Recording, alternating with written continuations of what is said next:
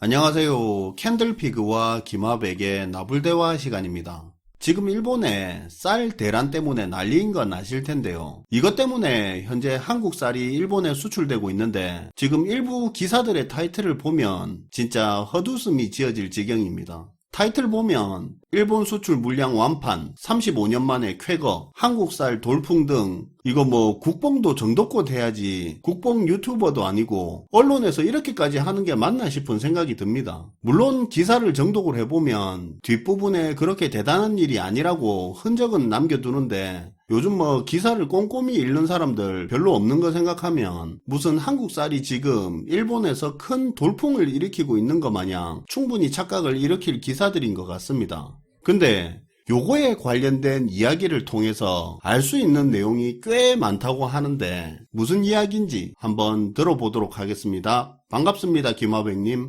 네, 안녕하세요. 말씀하신 것처럼 한국 쌀 수출과 관련해서 너무 뻥튀기 국뽕식 타이틀을 단 기사들이 많이 보이는 것 같은데요. 결론부터 말씀드리자면 그냥 일본 쌀 시장의 일시적 수급 불안정으로 한국 쌀이 조금 수출되고 있는데 일시적인 호재 이상의 의미를 둘 만한 일은 아니라고 말씀드리고 싶어요. 근데 제가 이 내용을 주제로 삼은 이유는 이 내용을 중심으로 이야기를 이어가다 보면 은근히 경제 상식을 높이는데 도움될 만한 내용을 쉽게 많이 알려드릴 수 있을 것 같더라고요. 그래서 오늘 준비를 한번 해봤습니다. 좋습니다. 일단 일본에서 쌀 대란이 왜 터졌는지 그게 좀 궁금하거든요. 일본도 우리와 마찬가지로 쌀 수요가 감소하는 나라인데 말이죠. 그쵸. 바로 그런 생각 들 거예요. 일단 본격적인 이야기 하기 전에 일본의 쌀 대란이 왜 터졌는지 그 이야기를 한번 이어가 볼게요. 일단 뭐 잘 아시겠지만 일본도 우리와 비슷하게 농업은 기본적으로 소규모 자영농민 중심으로 돌아가고 있습니다. 기업형 농업 비중이 많이 낮겠네요. 네. 그래서 일본도 우리처럼 농업을 주로 고령층이 이어가고 있고요. 젊은 층 농업 진출이 거의 없어서 일본 농업 종사자 평균 연령이 68세가량 된다고 하는데요. 그래서 기본적으로 일본 농업이 생산성이 높다고 보긴 어려워요. 그리고 일본도 국민들 식습관이 변하면서 쌀 수요가 지속적으로 감소하는 국가다 보니까 쌀 공급 과잉 문제를 해결하려고 감산을 유도하는 정책을 써왔거든요. 쌀이 남아 돌면 쌀 가격이 떨어지고 농가 소득이 또 하락하는 그런 문제가 있으니까. 그쵸. 그래서 정부 차원에서 쌀 감산을 유도하고 쌀 재배 농가들이 콩, 옥수수 등 수입 의존도가 매우 높은 작물을 재배하도록 유인하는 정책을 지속적으로 추진하면서 다른 작물들의 식량 자급률을 올리는 효과도 보고 있었습니다. 그러면 쌀 소비 감소에 맞춰서 쌀 생산도 감소가 되고 있었네요. 네. 기존의 쌀 공급이 수요보다 많으니까 농가 소득 유지나 수입 의존도 높은 작물들의 작업률을 올리려고 쌀 감산 정책을 추진을 해왔던 거죠. 쌀의 수요 공급 균형은 어느 정도는 맞춰져 있었거든요. 근데 이걸 또 다르게 말하면 비축해둔 물량이 그렇게 많지는 않다는 의미도 됩니다. 어쨌든 쌀 소비는 지속적으로 줄어드는 상황이라 일본 정부에서는 계속 감산 정책을 추진하고 있었고 수급 여유는 아슬아슬하게 유지가 됐던 거예요. 그래도 그게 일반적인 상황에서는 문제라고 할 수 없잖아요. 맞아요. 일반적인 상황에서는 그게 좋은 거고 효율적인 거죠. 아무튼 일본 쌀 시장은 이랬는데 문제가 발생하게 됩니다. 2023년 일본의 폭염으로 쌀 생산량이 예상보다 급격하게 줄어들었는데 애초에 쌓아놓은 재고가 많이 없다 보니까 바로 쌀 시장이 불안해진 겁니다. 잠깐만요. 2023년이요? 네, 2023년이요. 작년 2024년에 쌀 생산이 급감해서 지금 2025년에 쌀 대란이 터졌다고 하면 이해가 가는데 왜 23년 흉작이 문제가 되는 겁니까? 이건 금방 이해하실 텐데 쌀은 매번 가을에 수확해서 그걸로 1년을 소비하는 작물이잖아요. 그렇죠.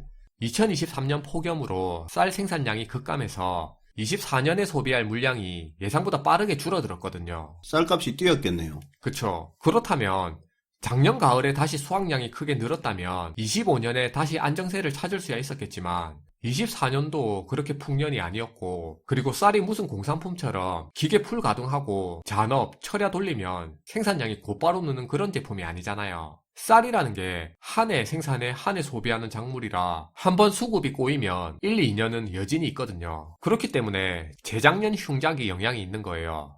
아무튼 일본은 비축 물량도 여유롭지 않다 보니 수요 대응에 원활하기도 어려웠는데요. 지금 들으시는 분들은 이걸 두고 왜 일본 정부는 충분히 비축을 안 해놨냐 그렇게 생각할 수도 있는데 이게 사실 딜레마가 있기도 해요. 비축을 많이 해두면 만일의 상황에 대비할 수 있는 안보 차원에서는 중요한 의미인 건 맞는데, 근데 또 한편으로 당장 필요하지도 않은 물량을 생산해서 비용 들어가며 가지고 있는 비축은 비효율을 수반하게 되거든요. 그렇죠, 그렇죠. 보관 비용도 비용이지만 석유처럼 계속 가지고 있을 수 있는 것도 아니고요. 별일이 없어서 비축 물량을 풀 일이 없을 경우에는 일정 기간이 지나게 되면 비축해둔 물량은 사료로 쓰든 처분을 해야 되는 거라서 사실 적절한 비축량을 정하는 것 자체도 그리 간단한 일은 아니에요. 비축한 거 아깝다고 시장에 또 풀면 쌀값 하락에 문제가 생기는 거고요. 이게 딜레마인 겁니다. 그리고 또 뭐 일본 정부 입장에서는 쌀 수요 자체가 계속 감소하고 있던 상황이니까 쌀 비축에 대한 중요성도 크게 못 느꼈을 수도 있을 거고. 네, 그 부분도 생각할 수 있을 거예요. 그런데 23년 흉작 이후에 공급이 줄어 수급이 꼬여있는 이런 상황에 쌀 시장에 영향을 주는 결정타가 작용을 해요. 이 부분이 재밌는데 바로 기업체, 외식업체의 쌀 수요 급증이 이번 일본 쌀 대란에 불씨를 땡기게 된 겁니다. 이거 흐름 끊어서 죄송한데 국민들의 쌀 수요가 계속 감소하고 있는 건 사실이잖아요. 그쵸? 근데 국민들이 어쨌든 밥을 먹는다고 치면 이걸 뭐 집에서 먹든 밖에서 사 먹든 결과적으로 먹는 양은 똑같을 건데 어떻게 쌀 수요가 급증을 해서 쌀 대란이 일어나는 거죠? 집에서 한 공기 먹는 사람이 밖에서 두 공기 먹는 것도 아니잖아요. 네, 요걸 가정용, 상업용 이렇게 구분을 해서 이야기를 드릴 건데 들으면 궁금증이 아마 해소가 될 거예요. 우리 가정에서 흔히 사 먹는 쌀 말고 급식업체나 프랜차이즈, 도시락업체 등 기업체, 외식업체가 쓰는 쌀을 상업용 쌀이라고 할 수 있는데요. 우리도 마찬가지지만 일본 가정에서 흔히 사 먹는 가정에서 소비되는 쌀은 보통 특색 있고 품질이 높은 프리미엄 쌀에 해당하고요.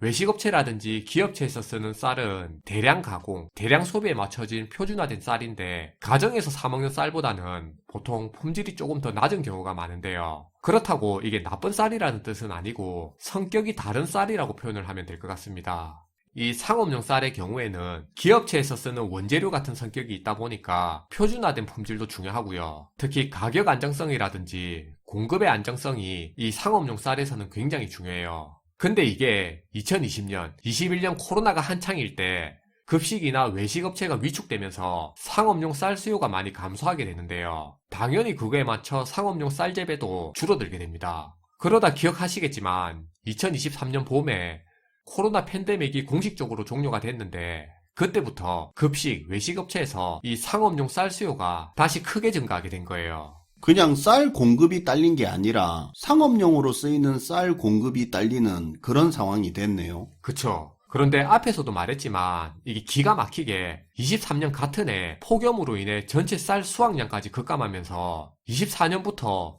급식, 외식업계에 상업용 쌀 부족 현상이 생기게 되는데요. 일반 가정 같은 경우에야 오늘 쌀이 없다 싶으면 파스타 먹지, 빵 먹지 하면서 할 수 있는 선택의 문제겠지만 당장 쌀을 쓰는 기업체 입장에서는 이게 선택의 문제가 아니거든요. 무조건 쌀을 써야죠. 그쵸. 그러다 보니까 상업용 쌀이 부족한 기업들 입장에서는 이게 급한 대로 가정용 프리미엄 쌀을 사들이게 되고요. 가정용 쌀의 기업체 수요가 급증하면서 일반 소비자용 쌀 가격까지 덩달아 뛰게 되는데요. 또 막상 가정용 쌀 가격이 빠르게 뛰기 시작하니까 일반 소비자들도 사재기에 나서면서 쌀 가격이 급등해버리는 쌀 대란이 일본에서 발생한 겁니다. 그러니까 이번 일본의 쌀 대란 포인트는 일본의 쌀 자체가 부족해서 생긴 문제가 아니고요. 급식, 외식, 도시락업체 등 쌀이 필수인 산업 섹터에서 상업용 쌀 부족이 발생했고 그래서 기업체들의 수요가 가정용 쌀 시장까지 몰리면서 가정용 쌀 시장에 파급 효과가 생겨서 가격 급등이 발생한 문제예요. 그래서 지금 일본은 수입을 해서 가정용 쌀 공급을 늘려서 가정용 쌀 가격을 진정시키려고 하는 거고요. 지금 일본이 정작 부족한 건 상업용 쌀이지 한국 쌀은 사실 아닙니다. 아, 이번 쌀 대란이 그런 식으로 일어난 거였네요. 네. 근데 사실 이게 바로 해결될 수 있는 문제는 아니지만 어쨌든 정부 차원에서 비축량을 늘리고 공급량을 조절하면 되는 문제라 해결이 되는 부분이고요. 사실 우리 입장에서 이제 본격적인 일본 수출 시장이 열렸다는 이런 개념보다는 일본의 헛발질로 단기적인 호재가 발생했다 이 정도로 그렇게 인식하는 게 맞는 것 같습니다. 이번 기회에 일본 사람들이 우리 쌀을 맛보고 오 괜찮은데 하면서 일본에서 한국 쌀에 대한 장기적인 수요가 자리 잡으면야 좋겠지만 쌀 같은 주식은 또 익숙함의 영역 아니겠습니까? 우리가 계란 대란을 겪었을 때 미국 계란을 맛봤다고 미국 계란을 또 찾는 것도 아니잖아요. 오히려 이번 일본의 쌀 대란을 보면서 우리가 똑같은 일을 겪지 않도록 챙겨보는 게 더 필요할지도 모르겠네요. 네. 마지막으로 이번 일본의 쌀 대란을 보면서 위기의 특징적인 모습을 한 번 더 확인할 수 있는 기회도 된 것 같아요. 어떤 특징이요?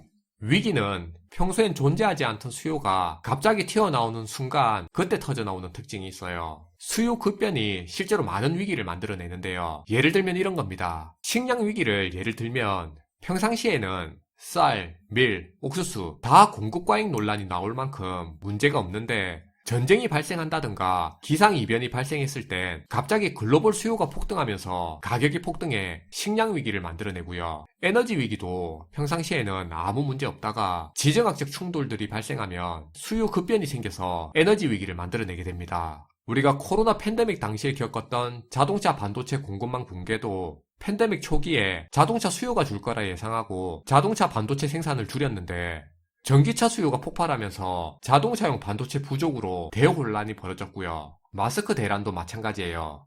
우리가 일상적일 때는 전혀 문제가 없는데 수요가 급변하면서 여기에 대응이 안 돼 위기를 겪는 일이 많아요. 우리가 금융위기도 생각해보면 비슷한 맥락입니다. 평상시 금융 시스템은 이렇게 움직이는데요. 은행은 예금을 다 쌓아두지 않고 대출로 돌려서 이익을 남기고 기업들은 현금을 창고에 쌓아두지 않고 재투자하거나 채권, 주식 같은 자산을 사들이게 됩니다. 소비자들도 통장에 현금을 쌓아두는 것보다는 투자나 소비를 하게 되고요.